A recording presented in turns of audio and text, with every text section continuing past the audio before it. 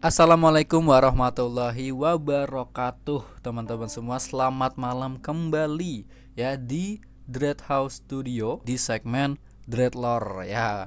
Ya, bersama Yoi. dua host yang sangat apa nih? Apa Yang nih? sangat yang sangat bagus dah Ganteng kan? gitu. Sangat ganteng ya, boleh sangat ganteng. Amin ya. Ya, Amin. bersama kita berdua ya, Satria dan Tama. Sorry, untuk apa ya, pembukaan dulu ya, ini basa-basi dulu kali ya Tam ya. Gimana Tam, kabar malam Hmm. ini Tam? Aman Tam? Alhamdulillah baik. Anda Alhamdulillah bagaimana nih? baik. Kayaknya lagi serak-serak basah nih Iya nih, suaranya. nah iya nih. Ini agak-agak apa namanya, agak agak sedikit diguncang oleh apa namanya, keadaan badan ya, agak agak drop sedikit, tapi masih oke kalau misalnya cuma buat recording masih aman. Tapi ini apa namanya, kayak disclaimer buat teman-teman, kalau misalnya nanti ada suara batuk-batuk yang memotong agak jauh gitu misalnya, nah itu berarti gue batuk tapi ngejauh dari mic ya. Ya gitu. Jadi gitu sih Tam. Ya teman-teman ya. Ya, jadi, Nah, jadi podcast kali ini kita akan ada adlibnya ya. ada iyalah, lucu banget lagi Ada bangsat, iya adlibnya lagi ya. adlib anjing. Iya bener, ada adlibnya ya, Adlib, bukan straight adlibnya up, bukan bukan bukan fueh gitu bukan. bukan, enggak langsung langsungnya gitu anjing. Nah gitu. Jadi ya gitu ya teman-teman ya, jadi mohon dimaafkan. Dan untuk malam ini kira-kira kita mau bahas apa nih? Oke, jadi bahasan kita kali ini gue yakin pasti beberapa dari teman-teman udah ada yang tahu, dan apalagi sekarang kalau nggak salah filmnya lagi tayang ya. Ini kita lagi akan bahas It's beautiful.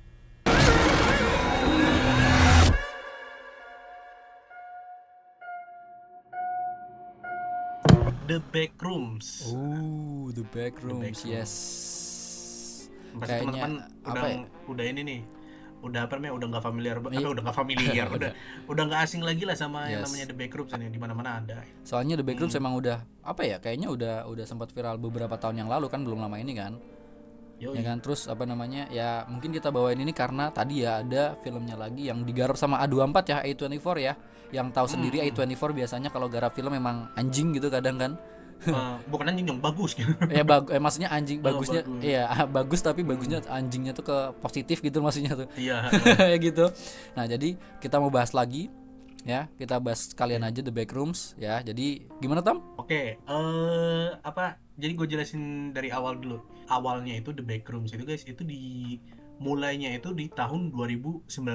Nah, cuman awalnya itu kalau yang di 4chan itu tadinya cuman ini guys, gue lupa ada apa nama itunya lah, nama threadnya. Tapi kalau nggak salah tuh kayak tahu nggak sih yang kalau di Reddit ada yang ini loh, yang kayak minta-minta apa, cerita-cerita horor gitu. Oh Oh, bukan ya, cerita horor, sorry, gambar-gambar serem gitu. gambar-gambar yang uncanny gitu ya, kayak Iya, yang agak apa namanya, agak bikin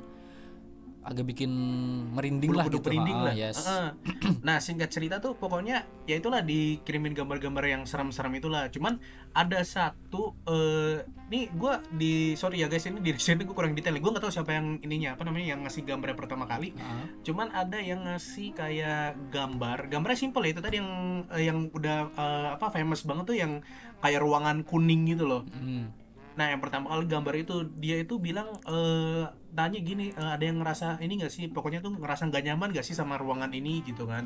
Nah, dari situlah, dari apa namanya, dari foto itu kemudian ini nih guys, berkembang nih guys, apa namanya, orang-orang mulai pada apa ya istilahnya ya, eh berteori, terus Ya. bikin headcanon sendiri. Kalau mungkin Hmm. headcanon terdengar sedikit asing di telinga teman-teman ya. Kalau headcanon tuh jadi kayak apa sih?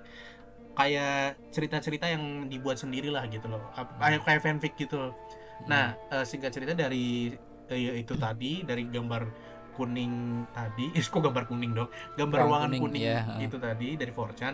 Kemudian terus dia berkembang terus guys, ada yang masukin lore gitu kan, masukin lore, masukin gambar. Nah, sampai lama-lama itu jadi kayak yang namanya itu kayak mega proyek gitu guys, dengan apa, basis komunitas. Nah, komunitasnya itu dikenal sebagai Wiki Extended Lore. Dan Hmm. nggak lama kemudian itu kalau nggak salah di tahun 2023 ada youtuber namanya Kane Parsons. Kalau di channel YouTube-nya namanya Kane Pixels, itu juga jadi apa ya, penyumbang ini juga lah, proyek juga lah ke Backroom ini, sampai akhirnya inilah jadi dua cabang udah tuh. Ada yang Wiki Extended Lore, versi Wiki Extended Lore, ada yang versi si Kane Pixels ini.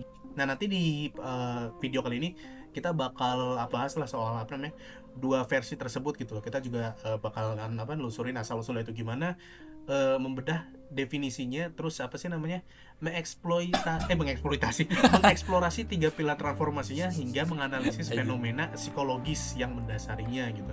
Kurang lebih sorry itu bahasanya ini banget ya, apa ilmiah banget ya, kurang lebih nanti kita menjelasin kenapa kok sih ini backroom ini serem gitu ya, ngejabarin lah ya. Backroom kan yang tadi yang lu bilang awalnya kan cuman yang paling famous banget yang sampai kemana-mana kan emang yang ya udah ruangan kuning ada lampu neon segala macam yang bener-bener bikin gak nyaman lah kalau misalnya lu lihat itu.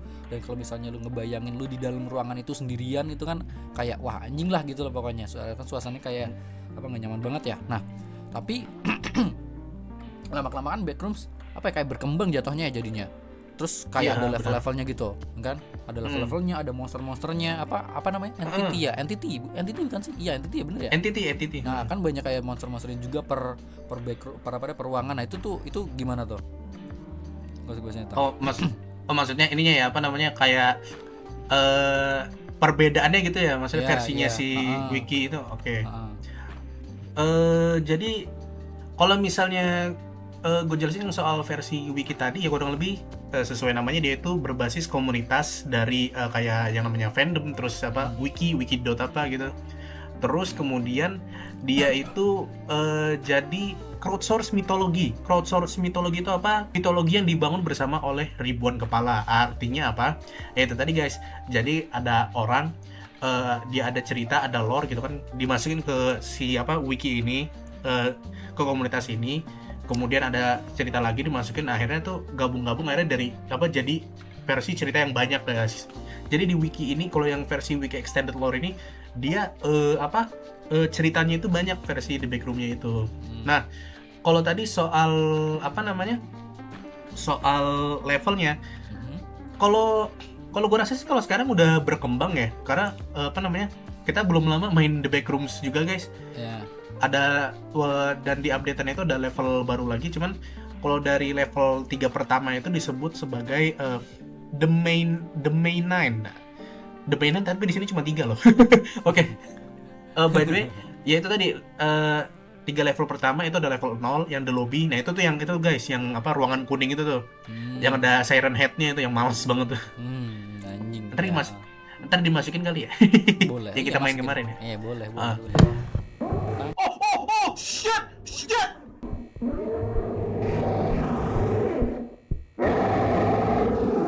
Terus ada habitable zone, gudang beton besar yang menghasilkan suplai air dan listrik. Itu set yang yang monster apa sih itu, yang dia buta gitu bisa lihat itu. Ya benar. Yang kita terus ada valve-nya itu ya. Salah. Yang level 2 ini Pipe Dreams, yang itu yang tadi yang yang ada monster bukanya itu Pipe Dreams. Itu terowongan industri panjang penuh pipa pemanas dengan suhu ekstrim. Wah! Anjing gua mati, Pak. Oleh habitable zone berarti gudang beton besar tuh berarti yang mana ya? Suplai air dan listrik. Oke, anyway, lanjut guys. Nah, nanti kalian bisa lihat tuh bentuk ruangan-ruangannya sama kita main juga. Oke, anyway, jadi setiap levelnya ini dia punya kayak sistem klasifikasi itu, kayak kurang lebih kalau misalnya teman-teman nonton yang video kita yang SCP Foundation itu hampir mirip kayak gitu. Itu dimulai dari kelas 0 sampai kelas 5 tuh. Yang kelas 0 itu dia cenderung aman, stabil, dan itu nggak ada entity-nya. Nah, sampai kelas 5 itu yang ya pokoknya yang dangerous banget lah, yang bahaya banget, dan itu penuh entity tuh. Nah, salah satu perbedaannya antara wiki sama versinya nanti Ken Person itu, kalau di versi wiki ini dia tuh ada gimana cara ngomongnya ya, peradaban manusia atau ada penduduknya lah gitu di di lore-nya ini. Jadi di sana tuh ada yang namanya para pengembara atau wanderers. Terus ada faksi militernya juga yang yang dia tuh itulah maintain si level-levelnya itu sama distribusiin logistik yang ya pokoknya nanti kalau misal kalian main The Backroom itu adalah beberapa supplies yang bisa diambil gitu. Nah, terus untuk jenis-jenis entity-nya gimana ya? Entity-nya sih gue rasa banyak ya, dan kebetulan gue sama Satria sebenarnya ketemu sih sama yang entity-entity-nya yang apa namanya, yang disebutin ini. By the way, kita ada dokumentasi sendiri ya guys. Ya. Nah, kurang lebih kalau misal entity yang biasa kita temuin itu yang Siren Head, yang Yap. itu nyebelin tuh, itu berisik banget. Terus ada yang kita nggak tahu namanya lagi, Yang nggak tahu namanya. yang monster buta itu loh. Ya, Ada yang monster buta yang yes. di level Pipe Dream. Terus ada yang monster yang aduh itu aneh banget, itu bagaimana nyebutnya ya, Yang mau kayak kaum Mas Amba guys. Halo there. Pokoknya yang itu Kaum apa namanya, Mas Amba. bener-bener kayak bener-bener apa ya, telanjang bulat, terus warnanya merah kayak lumur-lumur darat, terus ada kayak muncung burung gitu. Kayak ada paruhnya gitu, bener. Nah itu apa, mereka alergi lampu gitu. Jadi kalau misalnya mereka muncul kalau misalnya pas mati lampu doang gitu. Iya. Oh sama yang itu tau gak sih? Yang kuning tuh itu malas banget anjir. Yang kuning yang mana tuh?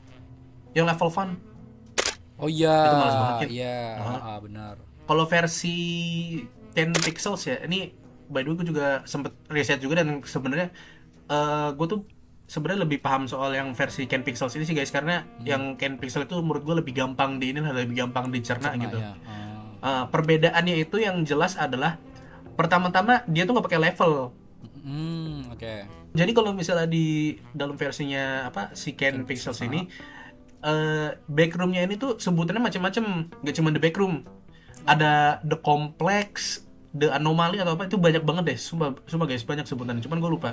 Nah kalau di sini tuh versinya Ken Pixel ini tuh dia bukan kayak dunia yang dunia goib gitu, bukan ya, tapi kayak anomali space time, kayak pocket dimension. Kalau misalnya kalian nonton Superman tuh 2025 kemarin, kan si Lex Luthor bikin kayak pocket dimension tuh buat dia menjarain orang-orang. Nah kurang lebih backroom versi Ken Pixels itu begitu guys versinya. Jadi dia kayak pocket dimension, dan isinya itu kayak satu ruangan gede, yang si ruangan kuning itu tadi. Cuman dia macam-macam tuh, ada yang ruangan kuning, terus nanti ada yang kalau nggak salah, kalau kita ke bawah itu ada yang pool roomnya juga gitu. Ya pokoknya gitulah. Jadi dia ada kompleks satu ruangan besar gitu loh. Tapi kalau misalnya kita telusurin itu unlimited gitu. Kalau misalnya versinya Ken Pixels ini dia juga ada timelinenya guys. Ini gue jelasin soal timelinenya ya. Oke, boleh. Oke, jadi kalau di versi Ken Pixels ini, si backroom itu pertama kali ditemukan di tahun 1970-an, tahun 70-an lah, 70 sampai 80-an. Nah, dia itu ditemuin oleh kayak lembaga riset gitu, namanya namanya kok ini ya? Namanya Asing Foundation. Antai kan. Nah, berarti sebenarnya ini yang dia maksud guys. Iya. Si doi maksud ini nih. Si Asing Foundation. Antek-antek Asing Foundation ini berarti. Anjir.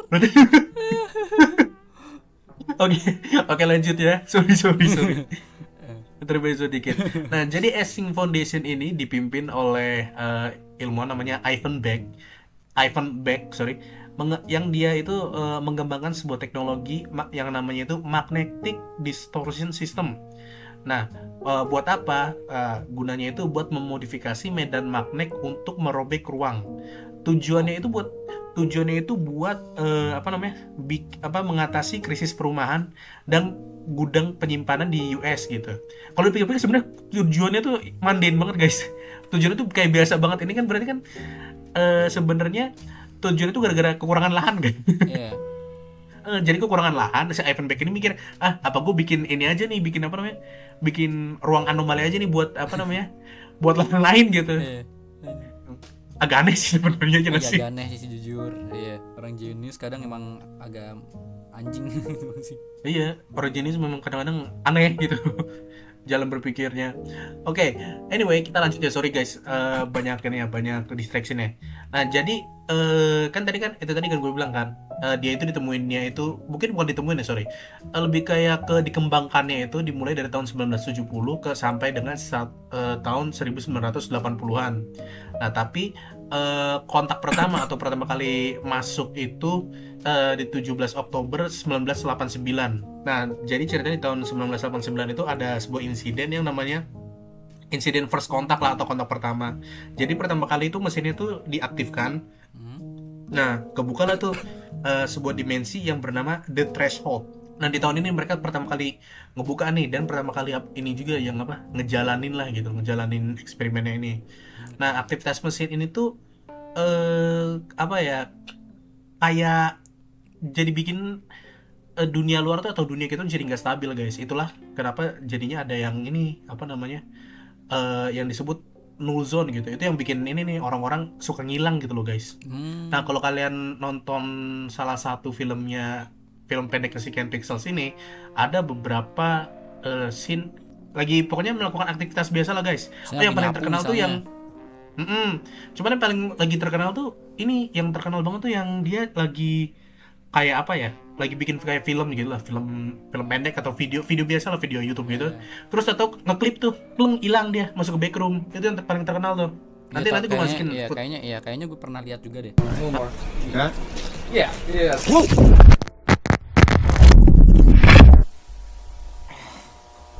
Nah, pokoknya singkat cerita itu tadi, gara-gara dibuka pertama kali ini di threshold ini. Nah, terus inilah efek sampingnya itu, dia bikin ini null zone ini, atau ya yang bikin orang-orang kena clipping ini, orang-orang mulai hilang gitu kan. Nah, karena itu kan orang-orang mulai hilang gitu kan. Terus juga mungkin mulai terendus lah nih aktivitas dari si Antek Asing Foundation ini. Anjing. Harus ya. Nah, aduh, itu Oke. dimasukin nggak ya? Nggak apa-apa lah, nggak apa-apa. Nggak ada yang tahu ini. Oke. Oke. Jadi si Asing Foundation ini tuh dia ngirimin tim-tim inilah, tim-tim peneliti lah. Itu tuh yang ini guys, penelitinya tuh yang pakai baju hazmat warna kuning itu loh, pasti kalian tahu deh. Yang main game pasti tahu kan? Yes. Nah, singkat cerita, ketika mereka lagi ngirimin, ada satu peneliti juga namanya Peter Tench. Nah, dia itu pokoknya ngalamin suatu insiden lah guys. Jadi dia itu lagi di dalam backroom ini, cuman dia tiba-tiba kepisah. Dari POV-nya dia itu cuman beberapa menit. Nah, cuman ternyata in real life dia itu udah hilang selama berbulan-bulan sama timnya. Dan dianggap meninggal lah gitu. Karena kan ya kalau dari perspektifnya mereka kan ya udah hilang nih Peter Tench nih, hilang kemana kita nggak tahu, apa mungkin udah tewas atau gimana gitu kan. Cuma tahu akhirnya dia balik kan. Nah, karena dia balik ini, dia tuh bikin ini guys, bikin kayak konflik lah gitu, konflik birokrasi, dan si Peter Tench ini akhirnya diisolasi gitu. Ini apa ya? Ini mungkin unrelated ya, tapi kok mirip-mirip sama kayak cerita-cerita mistis di Indo ya. Iya nggak sih? Iya nggak sih, kayak misalnya lu hilang nih di yang sering gue denger di gunung deh. Lu hilang cuma 2 jam di situ, tapi orang-orang yang lain, yang orang-orang yang maksudnya di dunia real life-nya itu udah lu bisa hilang sampai 3 hari, 7 hari bahkan gitu-gitu. Iya, berbulan-bulan. Iya. Jangan-jangan mereka no clip anjir. Bisa jadi. Tapi Iya. tapi tempatnya tetap di situ tuh, nggak ke backroom. Iya. Mungkin kayak gitu ya, anjir. Berarti wah ya, maksudnya secara konsep, secara secara model, secara metode kayak sama gitu ya mungkin ya. Iya, hampir mirip. Yang kalau desain ada yang namanya time dilation guys. Jadi kalau misalnya kalian ngerasanya berapa menit gitu kan, bisa jadi di luar itu udah bertahun-tahun gitu kan. Ya, keinget Atau Interstellar sebaliknya, gue anjir. atau sebaliknya kalian udah bertahun-tahun, ternyata di in real life tuh cuma beberapa menit. Itu juga ada tuh kayak gitu. Oke, anyway lanjut ya. Di tahun 1991 sampai dengan 1996 itu udah mulai ada ini ancaman biologis. Di tahun 1991 ini itu mulai ada ancaman biologis ini. Nah, itu buktinya dari mana? Itu dari phone footage yang ditemuin di backroom ini guys. Kan tadi gue bilang kan banyak orang yang kena clip kan, yang yang masuk ke backroom itu. Nah, itu kan beberapa dari mereka ada yang bawa kamera gitu. Nah, dari phone footage ini itu terungkap kalau ada beberapa ancaman biologis, itu namanya the life form atau bakteria gitu. Nah, jadi makhluk ini tuh bikin bikin orang tuh bermutasi gitu guys. Atau di sini dia itu bermutasi karena sebuah bakteri yang namanya itu bakteri jerami atau Bacillus subtilis yang terbawa di dunia nyata dan tumbuh di lingkungan lembab koridor, berbentuk kawat hitam tinggi dan memburu manusia sembari meniru suara teriakan korbannya gitu. Nah, cuman si again ya, asing ini kan dia sebagai korporat, mereka itu memutuskan buat nih jangan sampai nyebar kemana-mana nih gitu, biasalah. Oke. Berarti oke. Itu tadi varian yang tadi ya si apa namanya kayak si reaksi fisi ilmiah sama si kronologi versi Kane Pixels ya, Kane Pixels ya. Siapa namanya? Kane Parson. Nama aslinya Kane Ya, Parson, kan nama kalau Kane di YouTube-nya Parson, Kane di Pixels. Kane Pixels. Oke. Menarik juga sih. Ya tapi tadi ada kayak apa namanya era pra penemuan, terus ada titik kontak pertamanya juga, terus ada si insiden Peter Tench-nya juga tadi yang apa 11-12 sama kayak kalau misalnya kejadian mistis di Indonesia gitu ya, kalau misalnya di kita gitu sama ada kemunculan Cerita-cerita gunung tuh biasanya tuh. iya biasanya cerita-cerita gunung bener.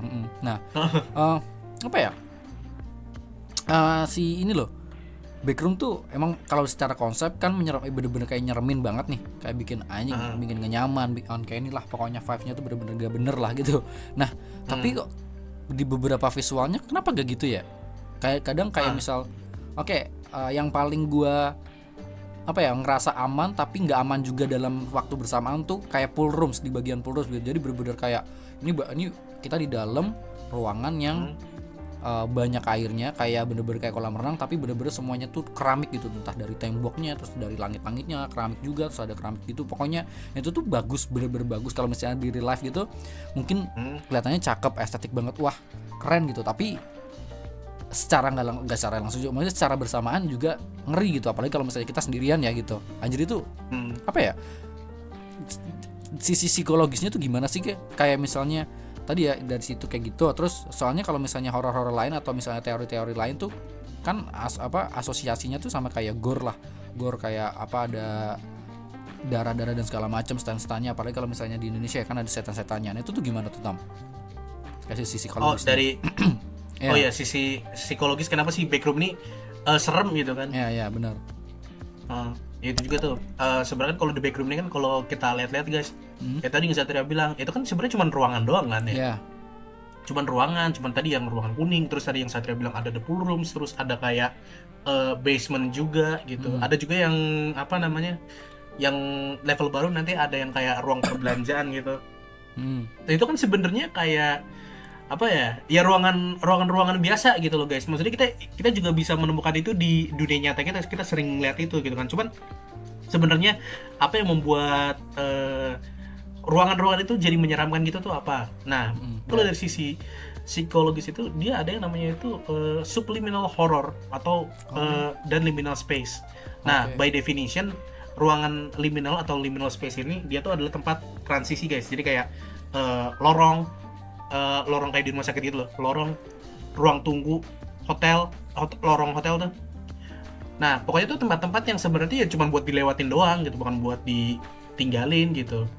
Nah horor subliminal ini muncul ketika fungsi transisional ini diambil gitu kan. Nah jadi kalau misalnya ruangan ini diperluas tanpa adanya batas, tanpa ada satupun individu, tanpa adanya orang di situ, nah otak kita itu ngalamin sesuatu yang namanya tuh disonansi kognitif. Sebentar, gue bakal kasih gue waktu sedikit guys untuk menerangkan sebenarnya apa itu disonansi kognitif. Apa ya bahasanya terlalu itu buat gue, jadi ya gue butuh penjelasannya sih. Anjir, iya sih. Ya apa namanya, mungkin ada beberapa dari kalian yang disonansi kognitif gitu? Itu apa gitu. Iya sama gue juga bertanya-tanya kok guys, tenang aja ya, kalian nggak sendirian. Oke, jadi kalau misalnya disonansi kognitif itu, kalau misalnya digampangin ya bahasanya ya, itu kayak kondisi di mana otak kita tuh sebenarnya berantem sama diri kita sendiri gitu. Jadi kayak kita tuh punya dua keyakinan atau nilai yang bertabrakan gitu. Mungkin kalau misalnya diterapkan di dalam konteks ini yang si Backroom ini, ya kita sebenarnya tuh ngerasa ya ini kayak misalnya tadi gue bilang ini lorong ini kan cuma lorong gitu loh, kita sering lewat ini. Cuman ada sesuatu dari diri kita yang bilang ini bukan lorong doang nih, pasti ada something di sini nih. Iya kan? Nah gitu. By the way guys, ngomongin subliminal horror gitu, liminal space, percaya atau enggak ini adalah horror. Seleo tuh guys. Sleo ya, Sleo. Adalah horror yang bisa dibilang paling mungkin kalian temuin gitu loh guys. Bukan yang apa sampai mengancam banget gitu, enggak, cuman pasti ada beberapa situasi di mana kalian yang kayak ngalamin di suatu ruangan itu yang kayak, aduh ini kok gak enak banget situasinya. Kayak misal gini loh guys, ini buat teman-teman kita yang di Jabodetabek, kalau kalian pulang naik KRL terakhir gitu kan, yang penumpangnya tinggal dikit banget gitu kan, terus kalian itu yang dari sela pintu itu kan lorong kan panjang banget tuh. Nah itu mulai aduh rasa-rasa kayak aduh ini kok gak enak ya gitu. Atau mungkin misalnya kalian ini nih, misal kalian nemenin apa ya, kerabat kalian lagi di rumah sakit gitu kan. Kalau pagi-pagi oke, rame gitu kan. Malamnya kalian coba rasain gitu. Bukan masalah cerita horor dan lain-lainnya ya, cuman maksudnya situasinya itu yang Iya, bikin bener, gak nyaman aja bener gitu. banget. Heeh. Atau misal rumah lorong-lorong ya. Banyak lah contohnya guys gitu. Di hotel misal. Heeh, hotel juga. Oh iya loh, pintu hotel loh. Coba kalian rasain, itu gak enak banget tau. Gini, bayangin kan lorong hotel nih set, terus ada pintu-pintu kanan kiri kan. Tapi Nah, infinite tanpa batas kan, apa enggak iya, apa namanya? nggak enak anjir, Apa enggak ngeri jiper itu. lu, iya makanya. Oh, Gitu. sama ini juga anjir. Kalau misalnya kalian ke bioskop dah cobain. Yes. Tapi gua sama Cetri ngalamin langsung ya. Waktu kita nonton Exit Egg, lu inget gak? Yes, iya makanya. Cuman Eh, berdua doang, jadi guys. iya, jadi kita nonton Exit Egg guys. Itu kebetulan nih, aduh jadi pokoknya jangan di aneh-anehin lah pokoknya. Jadi kita nonton cuma berdua itu gara-gara ternyata emang cuma kita doang yang nonton di situ ya guys ya. heeh. Nah, aduh gue males banget tuh kalau misalnya di miring-miringin tuh, maksudnya di belok-belokan tuh. Nah, pokoknya tuh di ruangan apa ya, di ruangan teater itu, di Studionya, ya. bioskop itu kan cuma kita berdua. Itu gak enak banget anjir rasanya.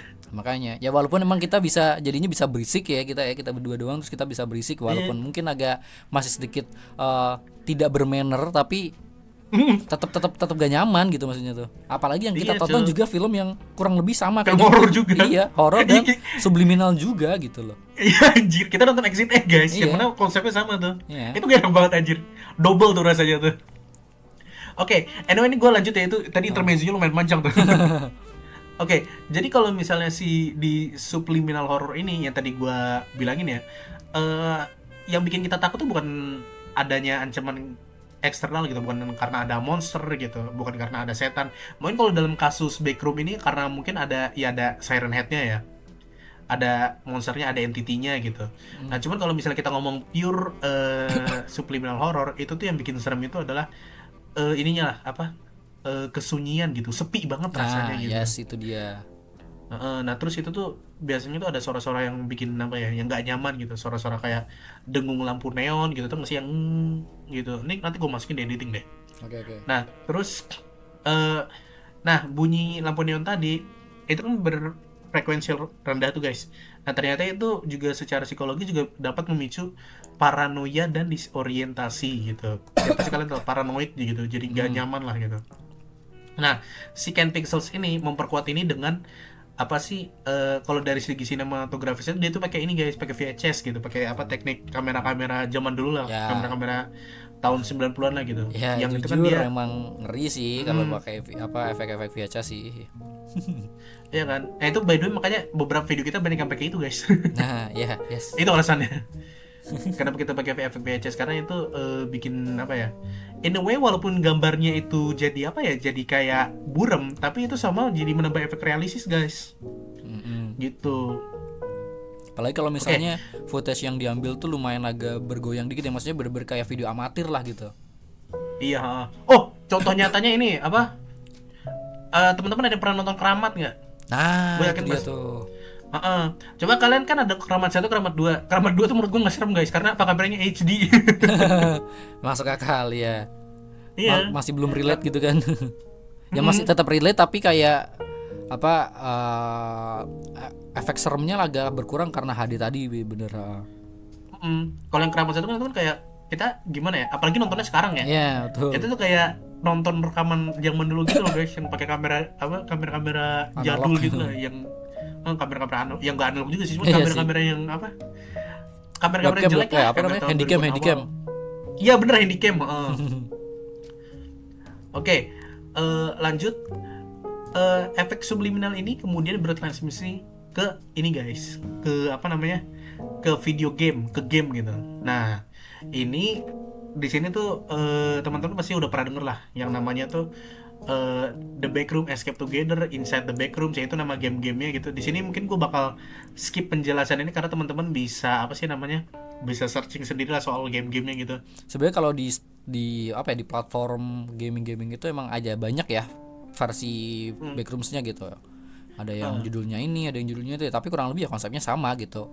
Kita ada apa namanya, ada main achievement, kita kudu ngapain. Terus kalau misalnya udah achievementnya udah terpenuhi ya kita bisa next ke level selanjutnya gitu-gitu.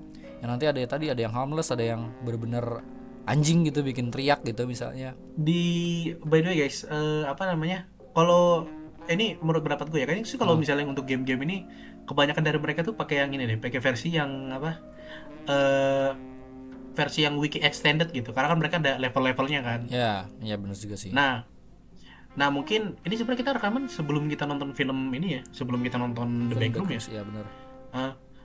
Eh, cuman gue sempet denger reviewnya, katanya ada beberapa orang yang kurang suka. Gue rasa sih mereka mengharapkan supaya film The Backroom ini dia ngikutin si Versi wiki. extended. Ini asumsi gue aja ya, ini bukan spoiler.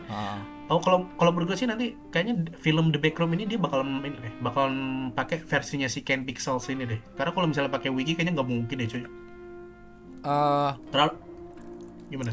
Ya bener sih kemungkinan gitu. Terus soalnya kalau misalnya versi yang apa wiki extended lore, Hah? nah itu kan pasti ada nextnya jadinya ya. Iya jadi panjang banget Jadi gitu. panjang banget gitu. Bener anjir, tapi wah jujur emang sebenarnya apa ya, ngeri tapi nggak ngeri tapi ngeri gitu loh anjir ya. Gimana tuh Lebih ke nggak ngeri tapi ngeri ya anjir, maksud gue kayak gitu. Soalnya ya tadi kalau misalnya dari ruangan kayak kelihatan anjing, kayaknya nyaman ya, apalagi kalau misalnya nih kaum introvert gitu kan kayak kayak gue. iya maksudnya kayak